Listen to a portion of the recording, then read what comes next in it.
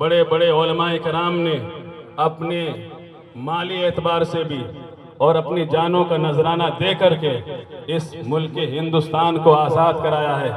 आज की तारीख में अगर हम सांस ले रहे हैं सुकून से इस हिंदुस्तान की ज़मीन पर हम रह रहे हैं, तो इसका सबसे ज़्यादा और सबसे बड़ा सेहरा अगर जाता है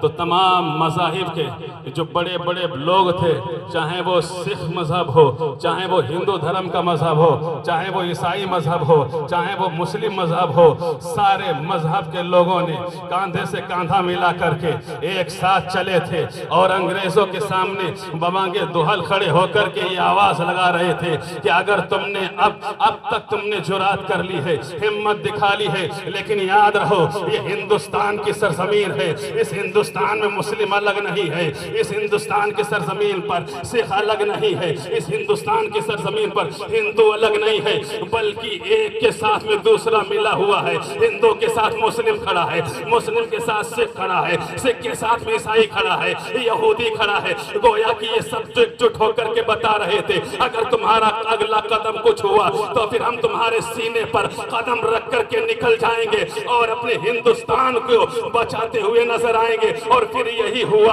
आप जरा देखिए हिंदुस्तान की तारीख को उठा करके, हिंदुस्तान की तारीख को अगर आप पढ़ेंगे, पूरे हिंदुस्तान के अंदर अंग्रेजों की तरफ से महामारी चल रही थी, सारे लोग परेशान थे, हिंदुस्तान का हर जिला परेशान था, हर स्टेट के लोग परेशान थे। आखिर किया जाए। हिंदू भाई अपने तौर से कुर्बानी दे रहे थे, सिख ईसाई अपने तौर से कुर्बानियां दे रहे थे, लेकिन जरा तारीख पढ़ो। अगर इस सरजमीन हिंदुस्तान के अंदर सबसे ज्यादा योगदान रहा है, अगर सबसे ज्यादा किसी ने बलिदान दिया है, अगर किसी ने कुर्बानी दी है, अगर किसी ने माल पेश किया है, जो सबसे ज्यादा सिख से भी ज्यादा, हिंदुओं भाई से भी ज्यादा, ईसाइयों से भी ज्यादा। और इसकी दलील है दिल्ली के गेट के, इंडिया गेट पर आप जाकर के पत्थर के ऊपर देख सकते हैं शहीद नौजवानों की अगर तादाद सबसे ज्यादा है तो वो सिख मजहब के लोगों की नहीं है, हिंदू मजहब के लोगों की नहीं है, बल्कि उस पत्थर के ऊपर सबसे ज्यादा